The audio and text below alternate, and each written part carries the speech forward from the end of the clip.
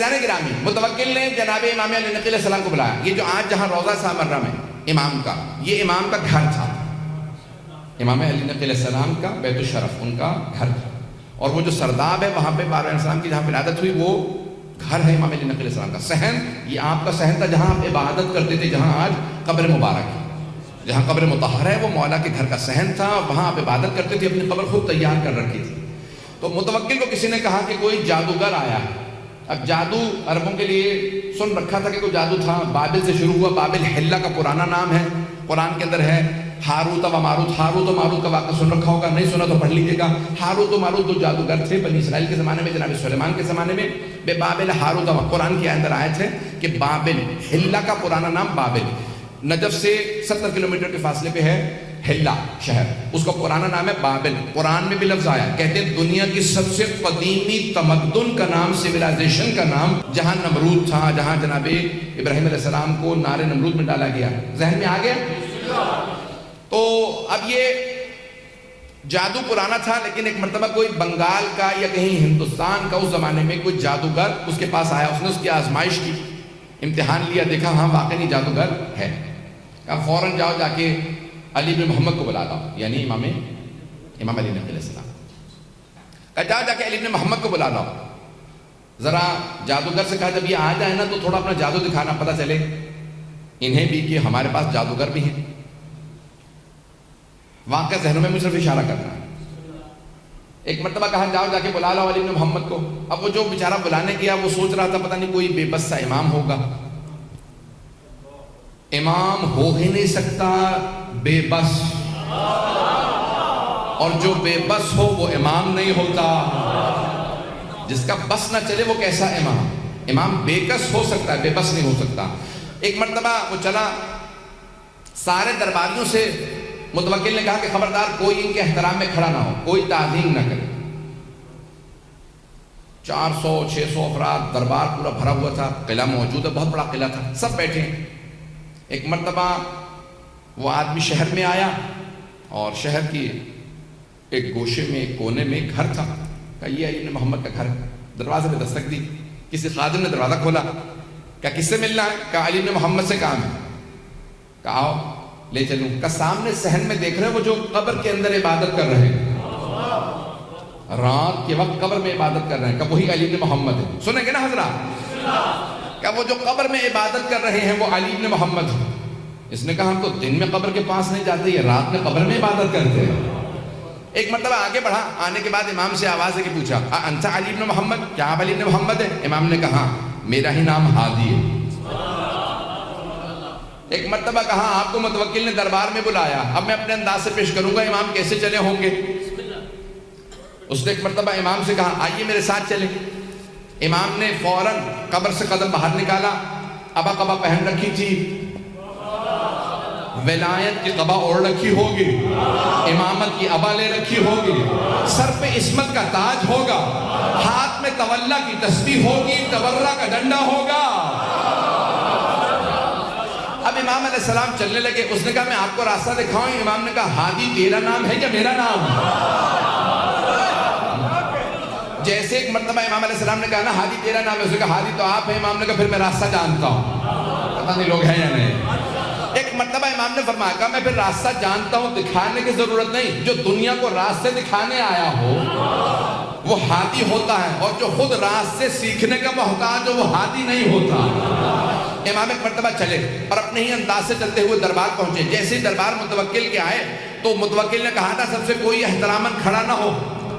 جیسے امام پہنچے آندھی سی چلنے لگی، خود بخود قلعے کا دروازہ کھلنے لگا، پردہ سر پہ سایہ کرنے لگا، اور سارے درباری خود بخود تعظیم میں کھڑے ہو گئے.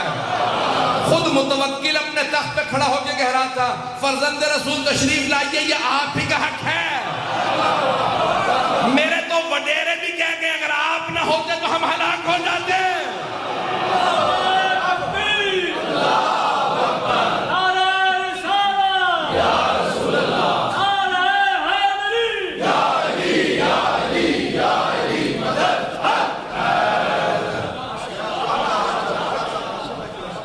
ایک مرتبہ امام علیہ السلام چلے اور جیسے ہی دربار میں داخل ہوئے سارا دربار امام کی تعظیم میں کھڑا ہو گیا.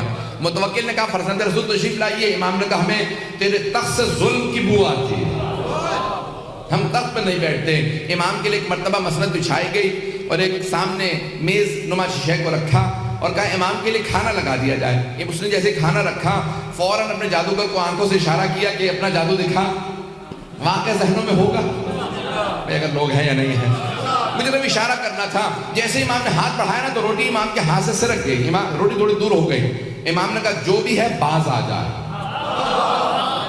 عظمت امام علیہ السلام دیکھیے, نام نہیں لیتے, یہ نہیں کہتے میں جانتا ہوں جادوگر. امام نے کہا جو بھی ہے باز آ جائے. پھر امام نے دوسری مرتبہ ہاتھ بڑھایا, پھر ایک مرتبہ روٹی سی رکھ گئی. امام نے ایک مرتبہ کہا کیا ان درباروں میں شرفاء کی زبان نہیں سمجھتے لوگ؟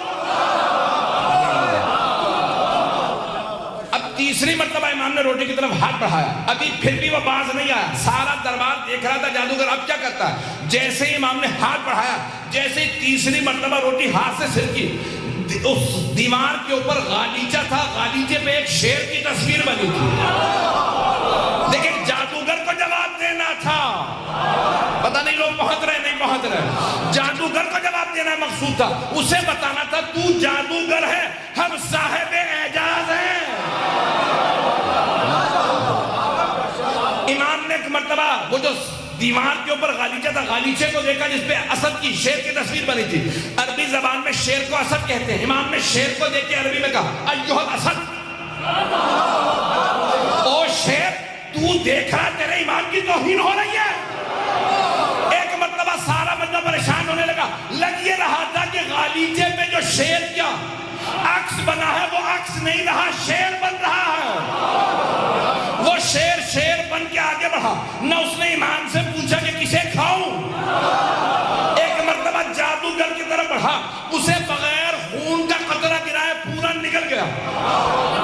اور پورا نکلنے کے بعد امام کے سامنے آگے کھڑا ہوا اور ایک مرتبہ فصیح عربی زبان میں کہا فرزند رسول اگر آپ اجازت دے متوکل کو کھا لو.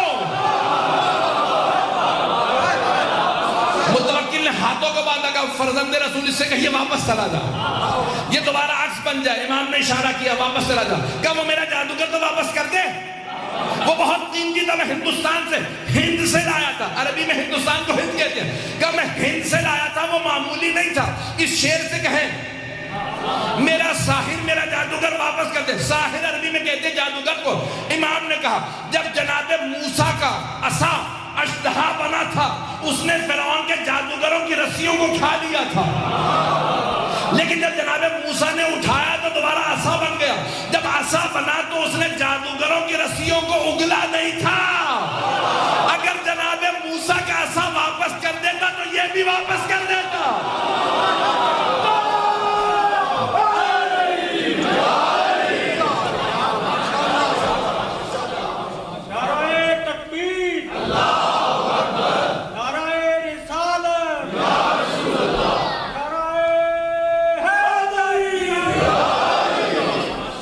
جو فرمائی رہے گا کہ قرآن میں لکھا وَلَن تَجِدُوا فِي سُنَّتِ اللَّهِ تَبْدِيلًا, تم اللہ کی روش میں کبھی تبدیلی نہیں پاؤ گے.